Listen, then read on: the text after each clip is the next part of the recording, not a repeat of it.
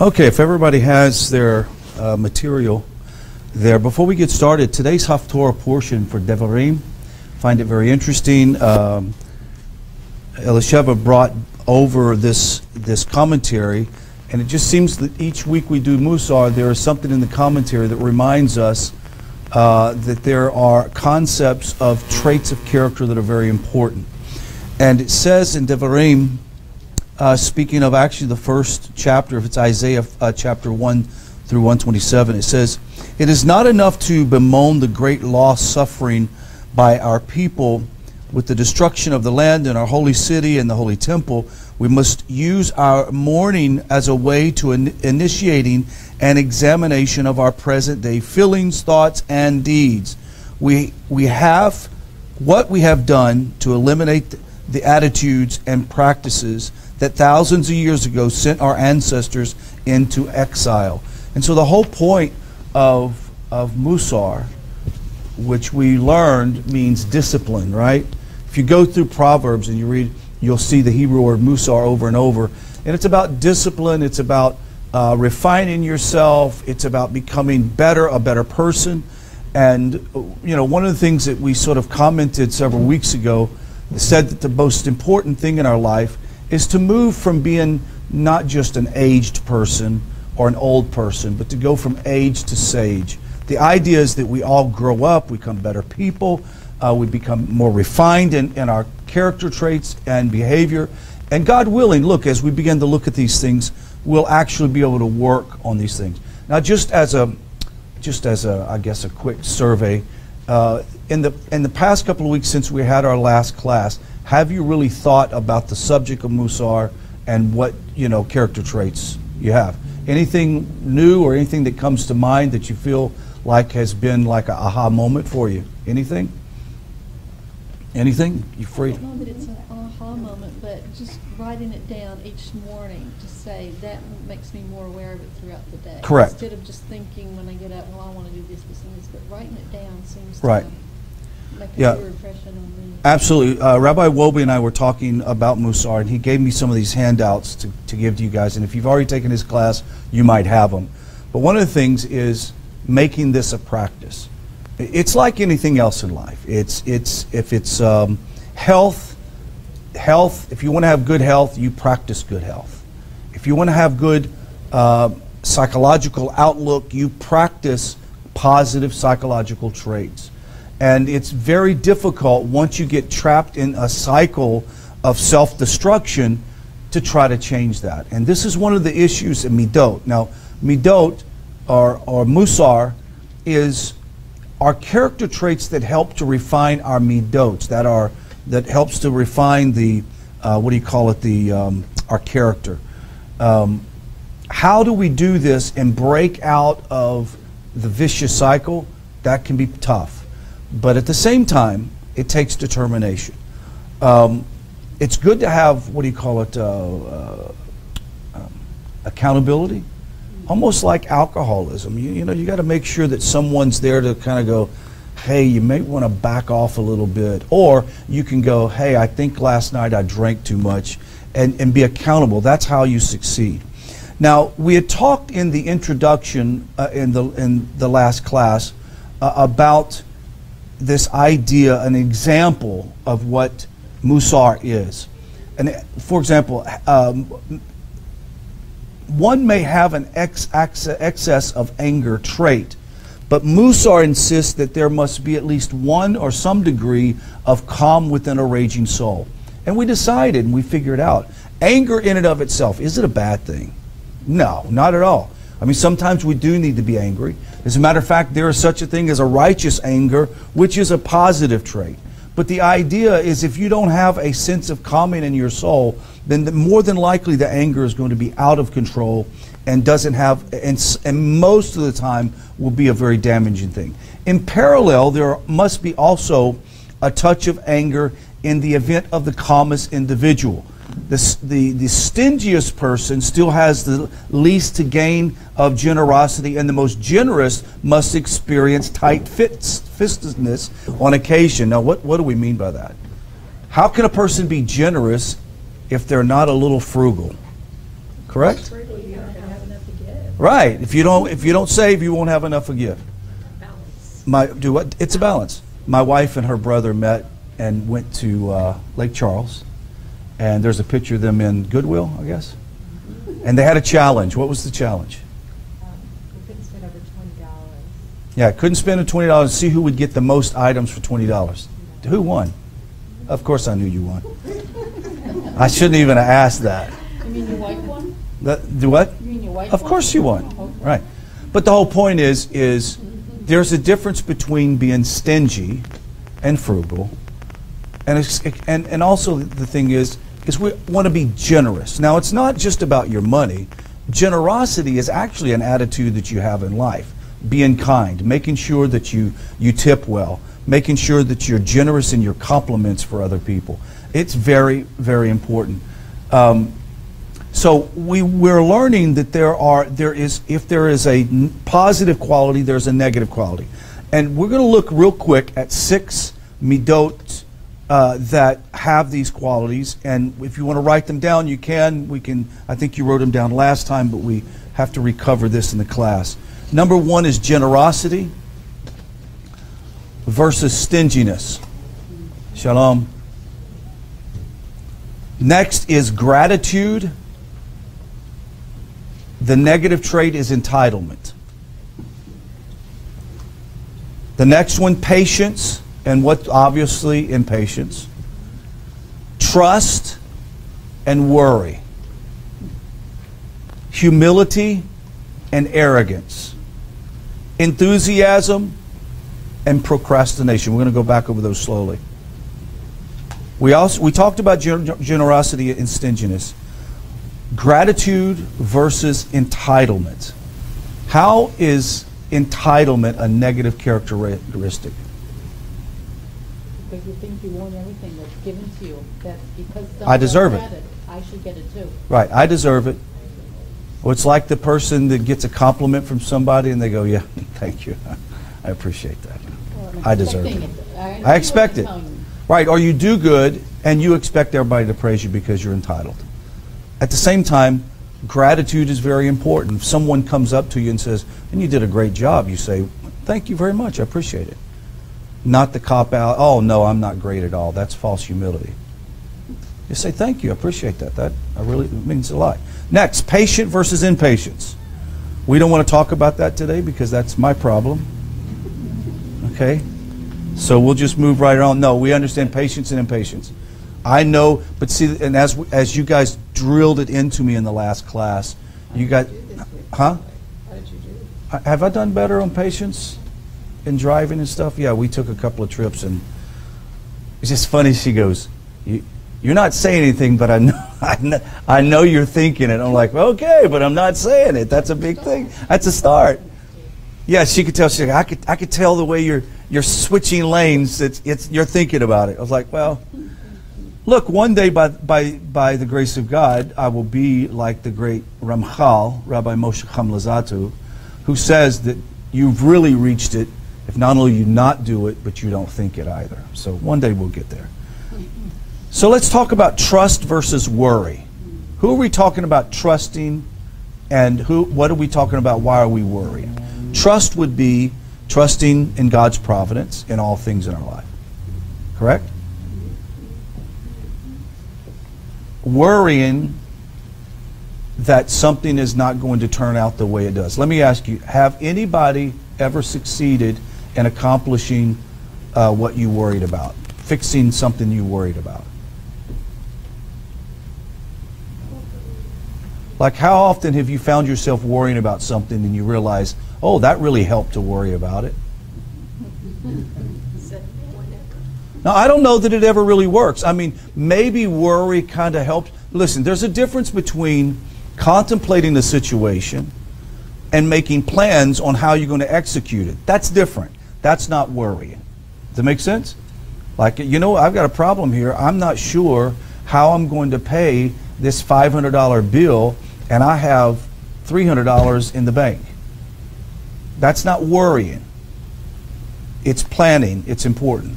But worrying is after you've done all the planning, right? You all of a sudden start obsessing. You know that you've done all the planning, you've checked all the boxes, and you still don't have the money. At some point, you have to go, okay, there's nothing much I can do about it. Maybe I need to learn a lesson from this, right? So it's about trust, but it's not trust in things. Who is our trust in? A trust is in Hashem and alone. Before we move on, Yes. I don't know if this would fit in with that, but on the Torah Learning Channel a couple of days ago, I heard a rabbi talking about doubt. Right? And it kind of seems to me like doubt would fit in there with trust and worry. Well, absolutely. And he said the idea of doubt, that concept is not in Torah. No. It either is Or it isn't. Right. We have created the idea of doubt. Right. It's either you trust or you don't trust. And he gave the example, he said the statement, I saw her yesterday. I'm sure I saw her yesterday. Right. Put that sure, I'm sure I saw her. You put a doubt in there. Right. I think I saw her yesterday. I saw her yesterday, correct. I saw her yesterday. Correct. There's no doubt about it. No, that's Seemed good. like doubt would fit. Absolutely. No, I agree 100%. Humility versus arrogance. Anything that you guys have on that you want to bring up before we move? Let me ask you, is there anything wrong with a person who has very strong abilities in a particular area to feel confident about it? Is there anything wrong with that? Is that arrogance? No, not at all. If you acknowledge where you go. Right. Now this is the important thing, is to remember that, just look, there are some people who are born with a high IQ, right? They're born with special gifts and talents. The unfortunate thing is sometimes those people think that they have it because they have obtained those things. And in reality, it's just a gift from God, right? And I would say the same with just about anything that you can do. I mean, you're a great great musician, right? And the thing is, you know that you're good because you practiced hundreds of hours to be that way. There's nothing wrong with saying, I think I can keep up. I think I can do this. But at the same time, I think that you also recognize that that's a gift that God has given you and an ability that I love that you have for music. So it makes a big difference. Yes?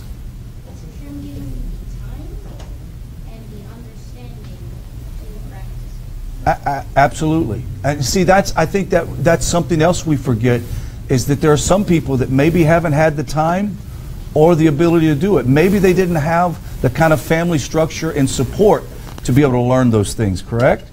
And so it's important to recognize where the gift comes from. Yes, sir.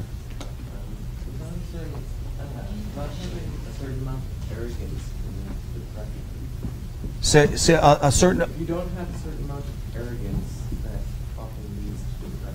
Okay, so why don't we change that so people don't misunderstand it? And I agree. How about a certain amount of self-confidence, right? One can be self-confident and not arrogant. Arrogant sort of is like entitlement, right? Arrogance is like tipping, is just tipped over to where you think that it's all of you and you're That's proud of it, instead of acknowledging what you have and confident. right. Put your worth above someone else. Then. And Right. Arrogance is also that I'm better than everybody else attitude. Now, I tell you what, a lot of times in our society, because there's a part of our newer culture that, because of their lack of achievement in some areas, think that anybody with self-confidence is arrogant. And that's not what I'm talking about. A person who's confident in their abilities and they know what they're doing, and they say, I can get the job done, they go, whoa.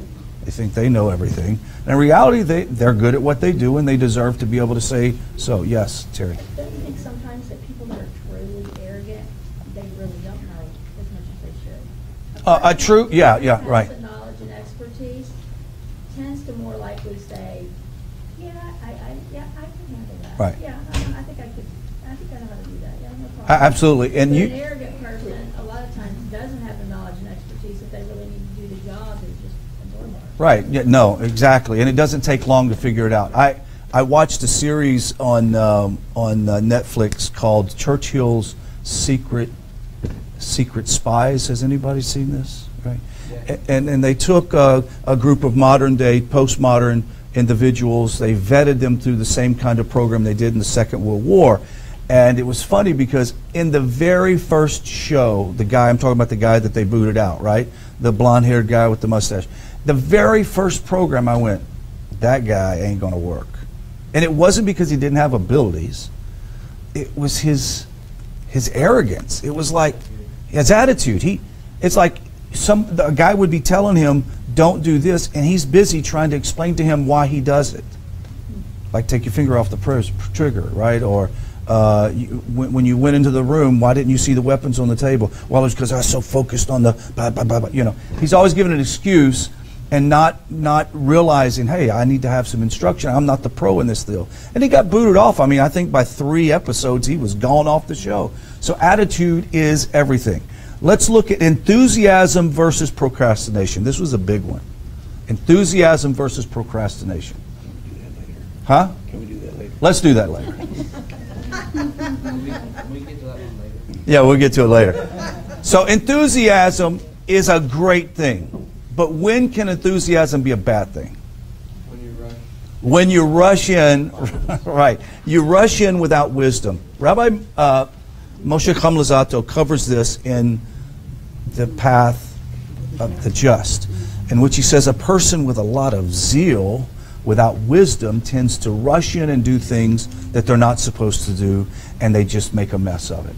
And one of the things that we've talked about, and this is one of the sort of the hallmarks of those who come to become righteous in the nation, B'nai Noach, they leave sort of their other paradigms of religious view, and all of a sudden they want to become, whatever. They want to become the great tzaddik of Judaism. And in reality, it's a process. It takes time. You guys know that. It takes time. It's a process to work through to find out where you belong in this world. And I think that that is important. The other thing, it's not a good character trait to procrastinate. So the difference would be we should have enthusiasm with wisdom. That's understanding the two character traits. Now, we talked about this idea of cheshbon hanefesh, accounting for the soul. Think about accounting for the soul. This is what Mussar is really all about. It's about looking at our soul and saying, what do we need to do to make improvements? So how do you work on personal spiritual curriculum? We said earlier, what is the curriculum of this course? Our life. And everybody's book is different, right? My book's not like Elisheva, hers is not like mine. And so it's a different type of examination. So the Mussar masters advocated daily practice at the core of that practice as an accounting of the soul. A direct translation of the Hebrew phrase, cheshbon hanefesh. We're going to introduce the several elements of this practice over the next few lessons. I mentioned that Rabbi Soloveitchik, 1903 to 1993, pointed out that after each day of creation, God looked back on that day and evaluated. And upon each day, what did he say? It is good.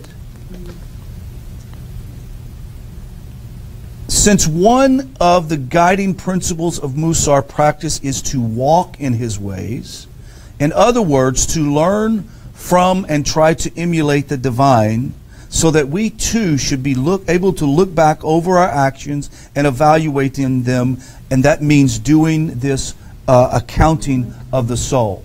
It's done in a systematic and thorough way.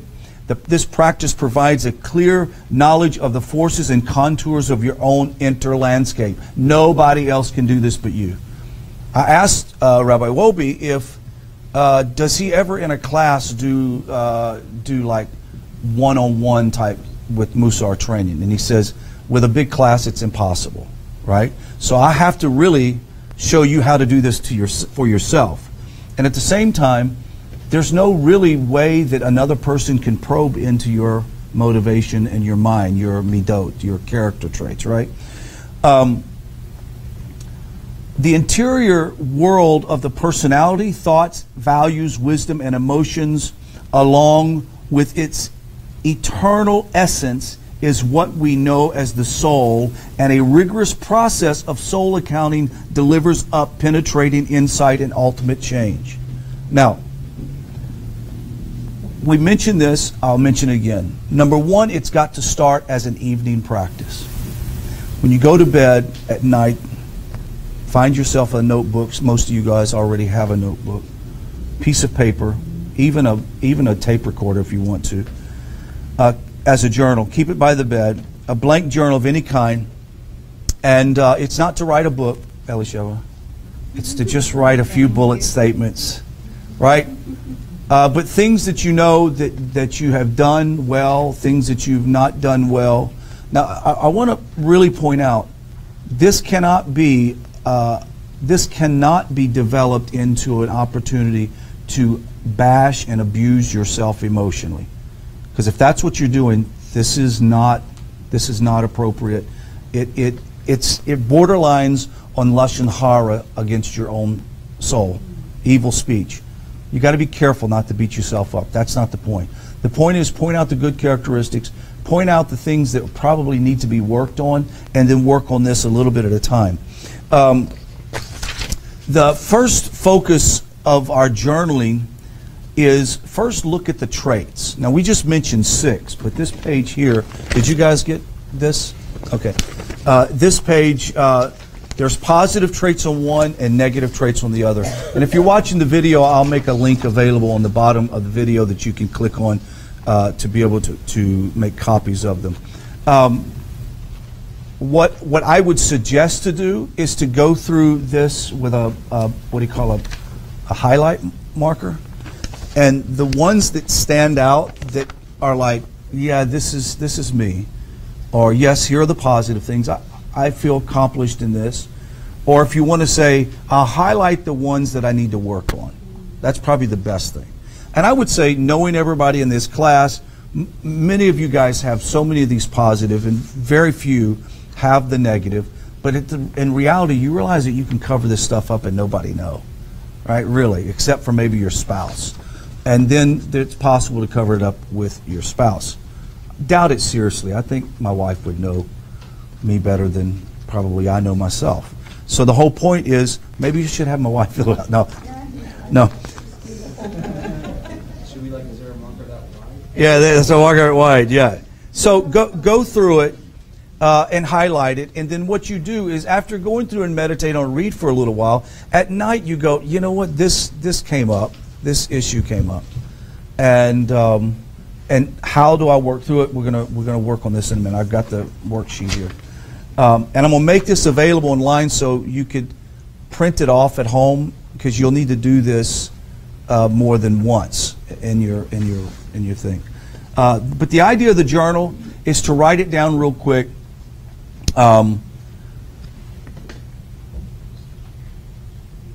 An example would be, let's say that you're in the store and you are dealing with a situation, you were a little frustrated, they helped you out, and you didn't show any gratitude about it. And the idea is not to come home like, I must be a horrible person, I'm impatient. No, you're going to say, you know what, I really didn't show gratitude and I should have. You should make a reminder so the next time that you're in that situation, you just show gratitude. It's very important.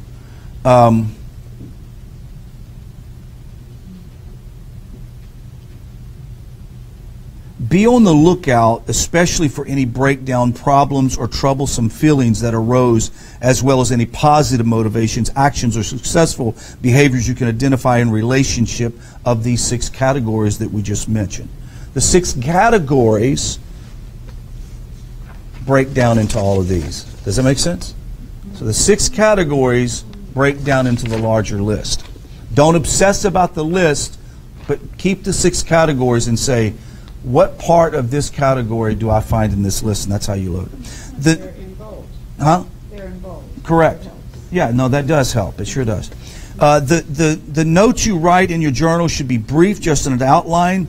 Don't worry if it's grammatically correct. Nobody else is going to read it except for maybe your kids or your wife. No, I'm just thinking. Nobody will read it. They shouldn't. And if you get it, you should pass it on. here at the beginning of the course, it is a good idea also to clarify your intent for the practice. Let's talk a moment about kavanah. Do we know what the word kavanah means? Intent. Conscious intent. What did I really mean to do? Like, for example, yes, I was abrupt, but really, did I mean to hurt the person's feelings? No, I didn't mean to do that. But did I do it? What was my intent? Or at the same time, let's say that I didn't do anything that was too rude, but my intent was, I was hoping they caught the hint.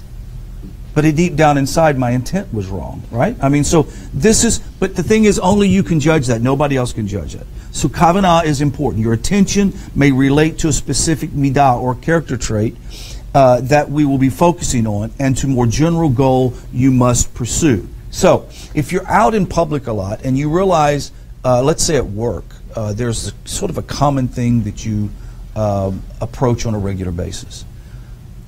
Being conscious of it when you go into it, and being conscious of how you need to do it to make adjustments, to be a better person in that situation, and to be a pleasant person to be around is really important.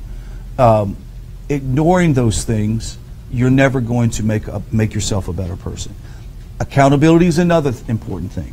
But you have to have somebody you can trust, and somebody that's not going to beat you up as well. Somebody that's going to be gracious. Very, very important. There are other writing assignments that we're going to look at and we're going to give to you in this course. And it is going to be important that you're honest with yourself, but not overly, overly critical of yourself.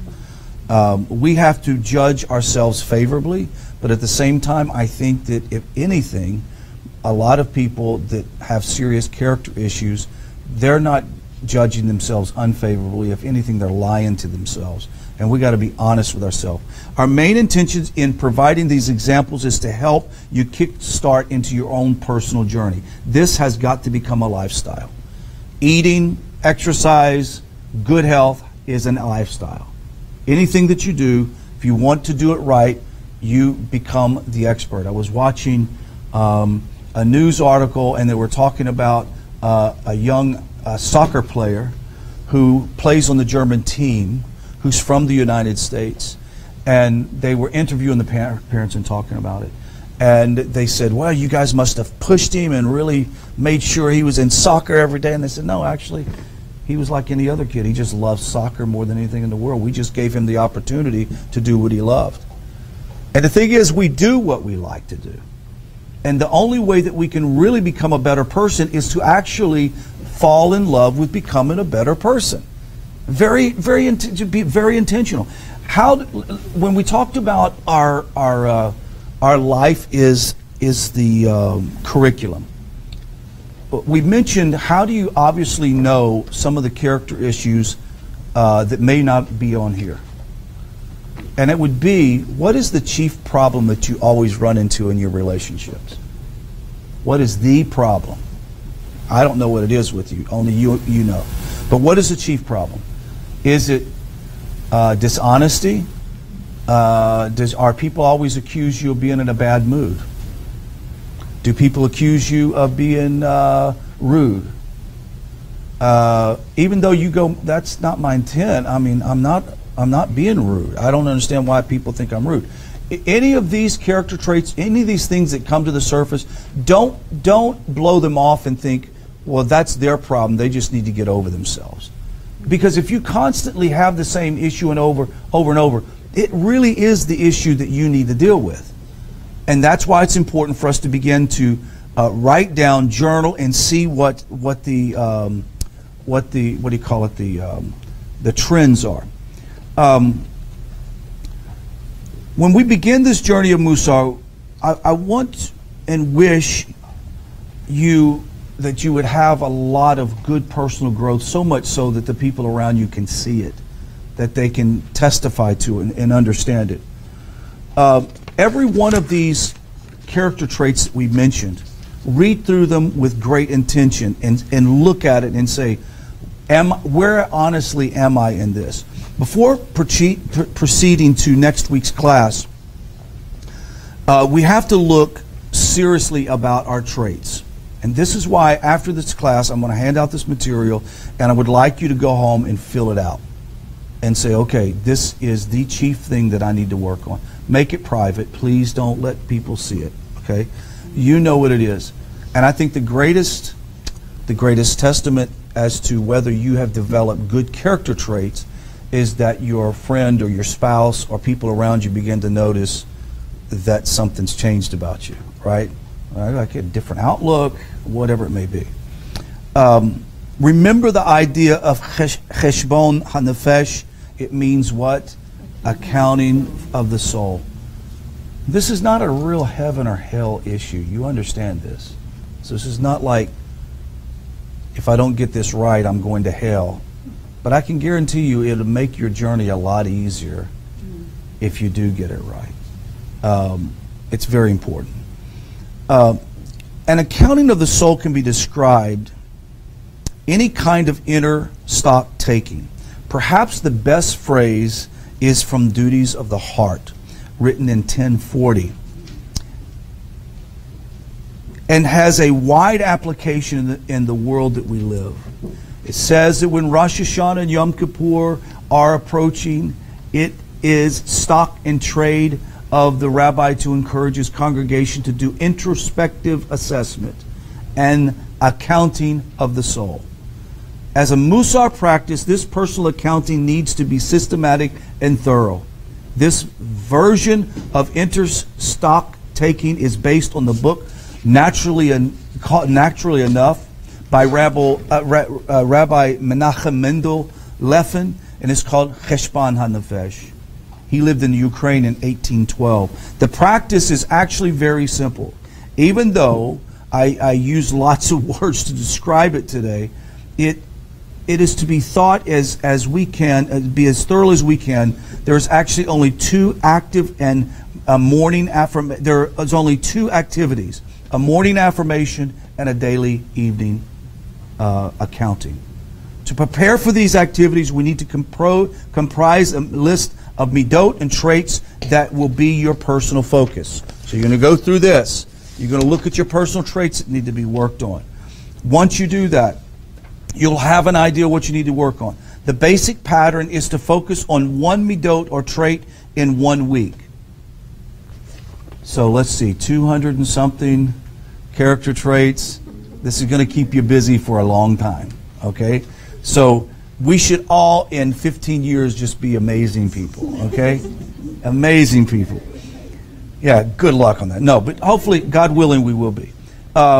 When you have completed your list, go back to the beginning and run through it again. At least, the list of 13 traits should take you at least 13 weeks to complete. Just the 13 traits. But within the 13 traits, you're going to find all of these others that are going to either be positive, negative, or part of that.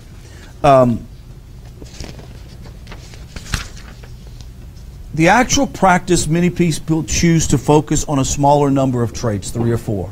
Don't try to tackle all of these. It can be overwhelming. But find the ones that are the most important. For example, I would find the ones that have the most profound effect in your relationships with each other, with your friends and family, and also your relationship with God.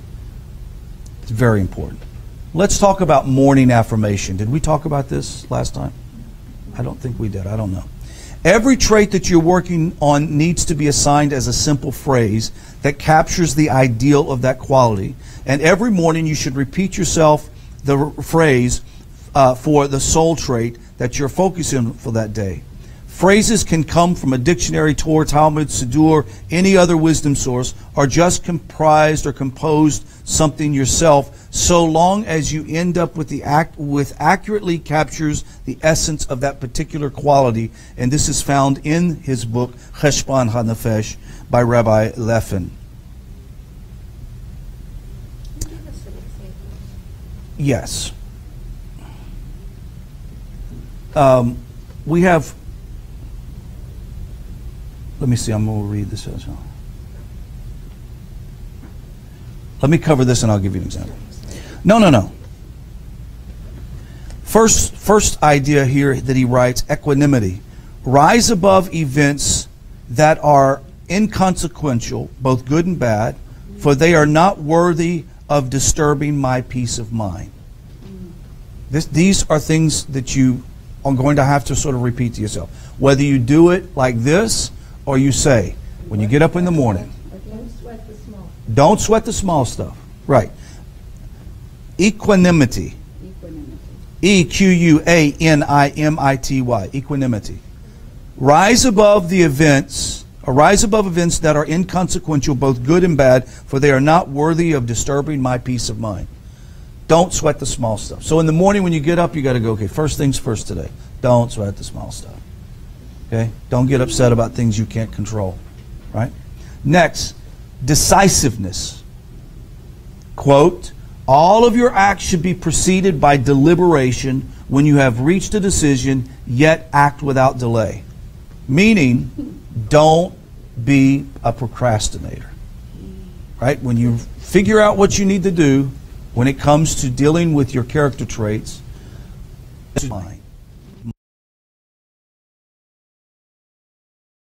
I know that I have a problem saying things that I shouldn't say, then that morning I need to be very deliberate to not do that. Be conscious to say, I'm not going to do that today. I'm just going to work hard. Yes, ma'am. Something that I find in my life, I don't know if other people find this or not, but it seems that sometimes, you know, if I see something in my life that I really need to work on.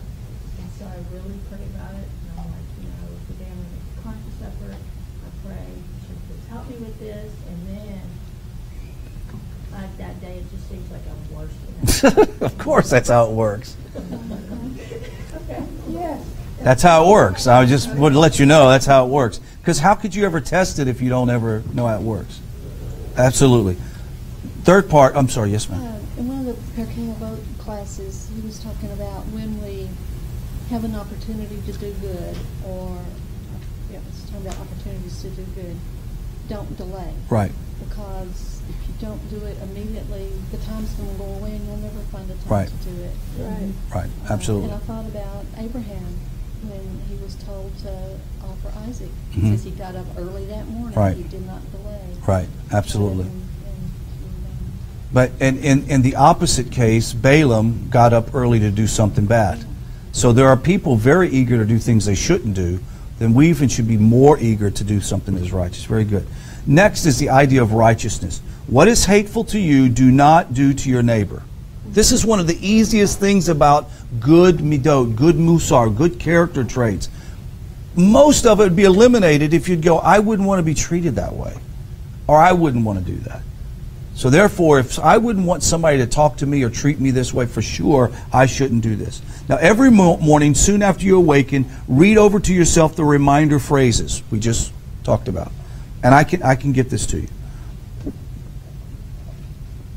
It is helpful to write each phrase on a card, little sub-card, and it'll be set beside your bed in the other place where you'll be sure to see it and be reminded. If you want, what I'll do is I'll make these up and just post it on the Facebook chat. Okay, so you guys can have it.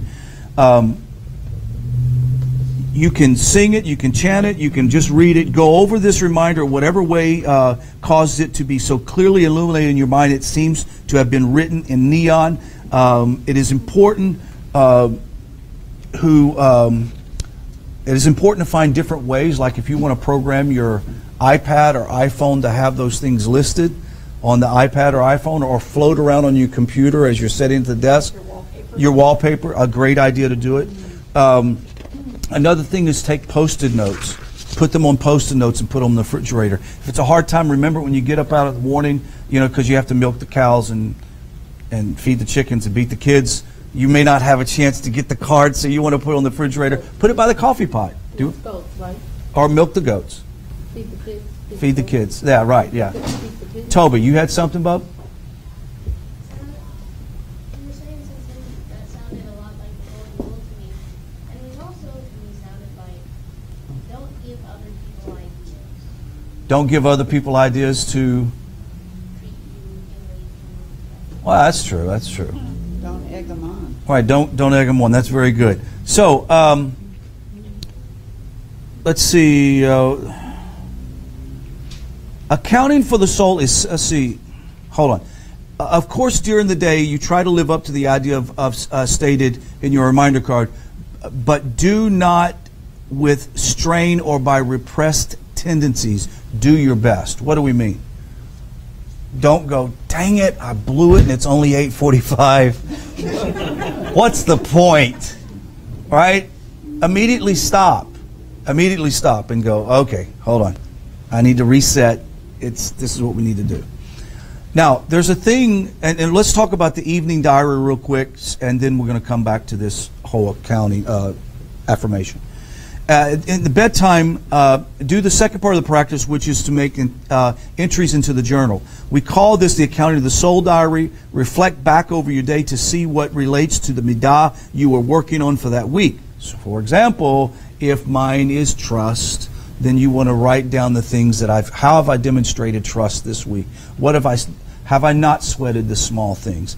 Have I not worried about this or that, etc.? You write those down. Many people keep a small notebook beside the bed, as we said. Other people prefer writing on their keyboard or writing on their iPad in their notes. Whatever you have to do is fine. Daily rhythm. Let's talk about daily rhythm. Accounting for the soul is simple but amazingly effective, written about in a book called Climbing Yaakov's Ladder. Remember this? Climbing Jacob's Ladder. The central point of accounting the soul is really to reveal to consciousness the contents of the unconscious mind.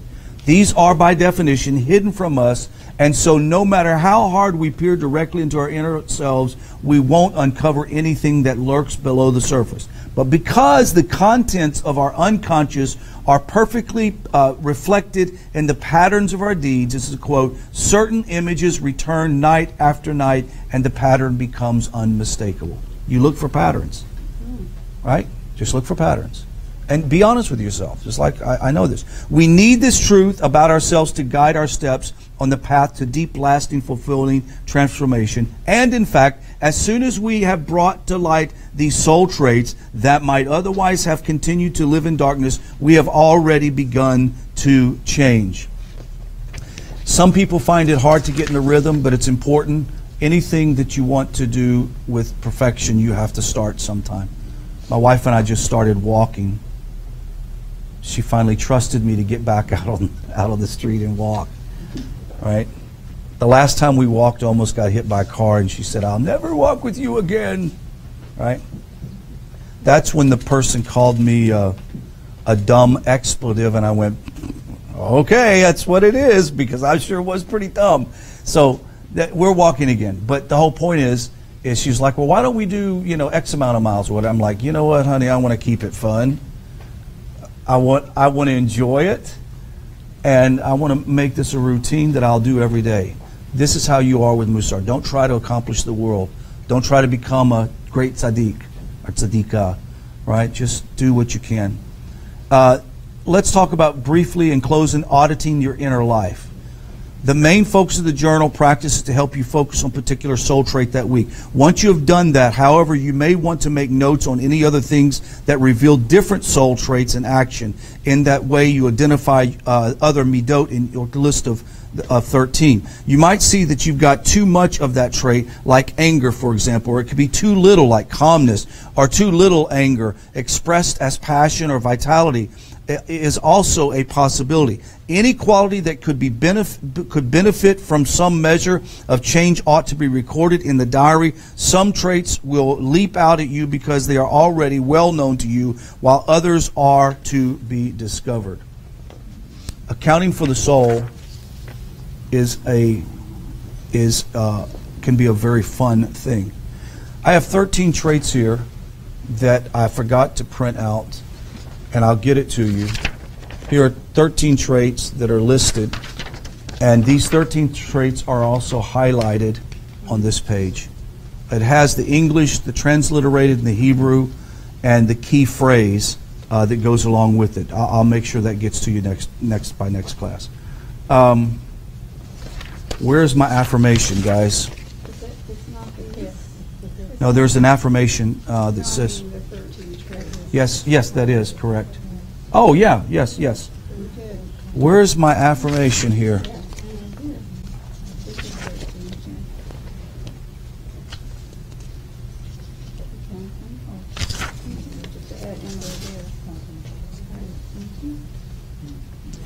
Well, you know what? The affirmation's not here, so I'll have the affirmation for the next class. Yes, ma'am. I know everybody here knows this, but I'm just saying it. I don't know, if somebody else that's listening might not think about it, but to me, you're never going to do this if you're not in how would you say, immersed in Torah. Right. It's not going to happen. Right. You can't just say, oh, I mean, maybe you can. Maybe some people can. But Right. I don't find that when I'm having issues, the more, if my Torah study goes down, my issues go up. Right.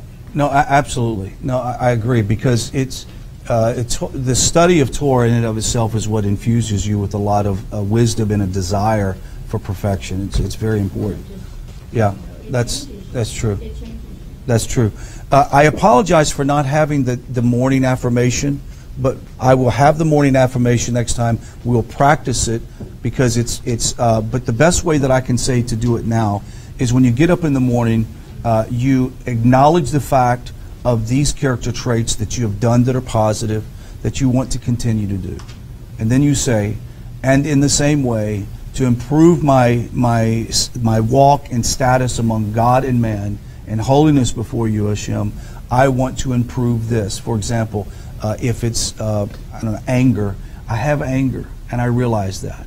And I realize that part of my anger is because I lack trust in people. I don't trust people. You understand? You can analyze that yourself and be able to work through that process. If you find it difficult, it's important to talk to somebody. Find somebody you trust within the community and go, hey, can we talk a little bit about it, and let's flesh this out. Very important. By the next class, I will have the affirmations that will be available for you. That concludes the class, and we'll now open up for questions and answers. Here is this here, the Midah worksheet. The Midah worksheet. It's pretty self-explanatory. I won't go into details. Look over it. If you have anything that you want to ask about it, let me know. So you do one worksheet Per trait. So you'll do one worksheet per trait. Okay? Oh, well, here's the affirmation. Duh. The affirmation's at the bottom of this. I knew it somewhere. It says, I accept upon myself to work the midah of whatever, blank, blank, whatever, in the following way. 2 times a day or ever so many minutes a day, I will blank, blank, blank, blank, blank. Right? Does it make sense? You give me that confused look. That's all right. No, go ahead. Explain. Well, I'm just curious. Take, for example, one of them and flesh this out for me. So Okay. No, that's right. Good. No, I'm asking. Oh, you want me to do it? Okay, so you want me Someone to just flesh it out. let's just say hypothetically this is about someone with a problem with patience in driving. Like someone we don't know, right? Well, but you know what? But the thing is some people, I'm a patient guy just about all the time, except on the road. I am not a patient individual. And it's not because people annoy me. Stupid people annoy me. It's because people are inconsiderate. And inconsiderate people annoy me. Even if I'm in the store and someone's inconsiderate, that's annoying. Okay? That's me, and I admit it. Because you are a considerate person. Well, I would hope that that's the case. You are, and so you see the opposite thing in someone else because you are... Right. I expect them to at least do what I do. But like I told Melanie, I don't even mind when somebody, like when you got traffic and it's all backed up and they drive down this one lane that they're not supposed to, and boom, they pop in front of you. I really don't mind that. I'm like, just as long as you don't hit my car, that's fine. It doesn't bother me. But it's someone that drives super slow in the fast lane, and then when you go to pass them, they speed up. You know, those kinds of things. Anyway, so what I would say, I accept on myself to work on the midah of patience in the following way. 3 times a day. I'm going to make it easy for myself. Okay? 3 times every day, I will be very careful while I'm driving to not judge the other person's motive, who they are, what their intentions are, whether they are lazy, indifferent, what's other words for it? Inconsiderate, nincompoops, whatever else I think. Or just mad. Or just mad, whatever. I just refuse to do it. And go back to the idea of not sweating the small stuff. Just take a deep breath, play music, whatever I have to do. And that's going to be hard. I'm telling you, it's not easy for me. That's what I'm talking about. And then what I do is that evening I would come in and I would sit down on my notepad or my iPad and say, today I spent 2 hours on the road driving, and there were 3 instances in which I felt challenged, but I didn't say anything. And I intentionally calmed myself down and switched lanes and practiced patience, because I know it's not going to go any faster. My favorite word on the road is this: really? Right? Really? It's my favorite word. Just really? Okay. Y'all were afraid I was going to say something else, right? No. I'm misunderstanding myself. What is that first one? What? Alacrity. What is that? What does that mean? Alacrity. Somebody pull up the dictionary. Alacrity. Alacrity. Somebody pull it up. Alacrity. We covered this in Rabbi Moshe Kamlozato's book. Say again? Brisk and cheerful readiness. Right. Okay. Sort of like eagerness, zeal. Not until the coffee kicks in. Zeal. Eager to do something. Alacrity in doing a mitzvah, for example. Or your midot. Your midot. Alacrity and midot. Positive traits. Be quick to do good. Be quick to do good. Yeah. It's a great trait.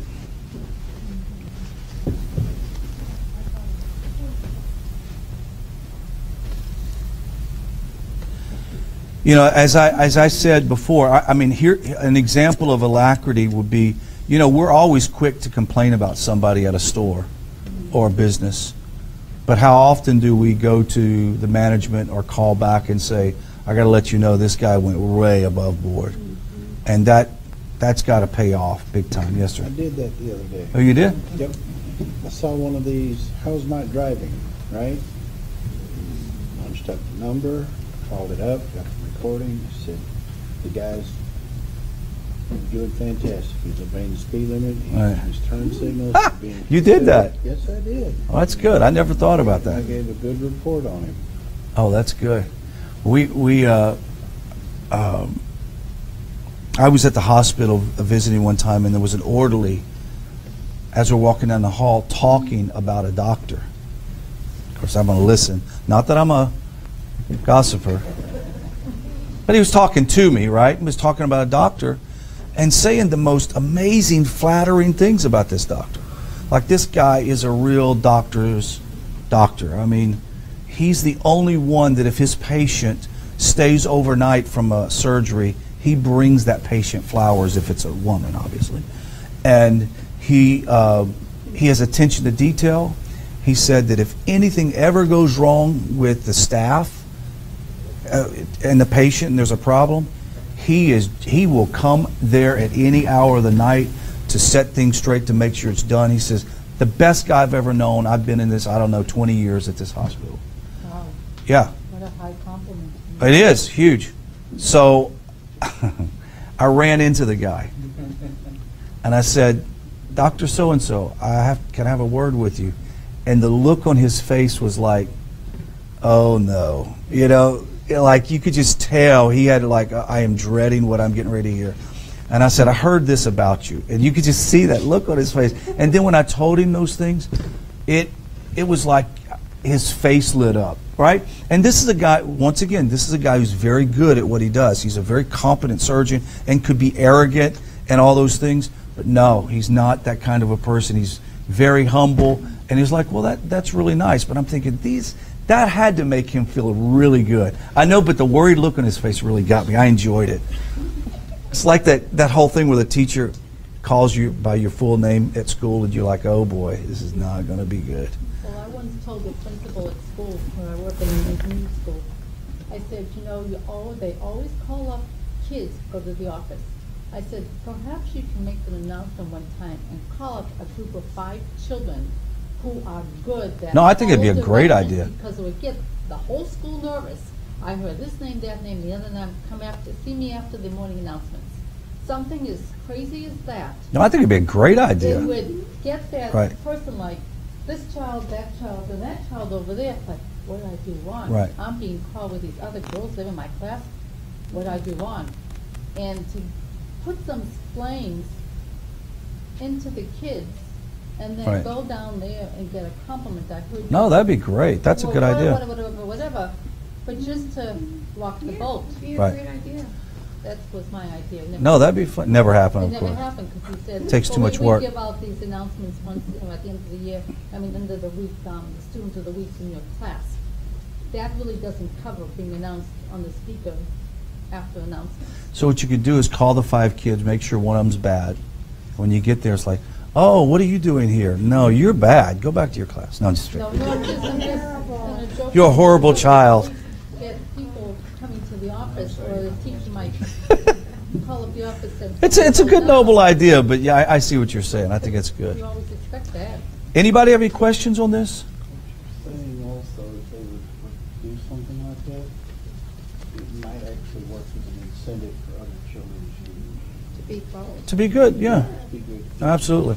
So if there's no questions on this, the next class is going to be on the first Sunday.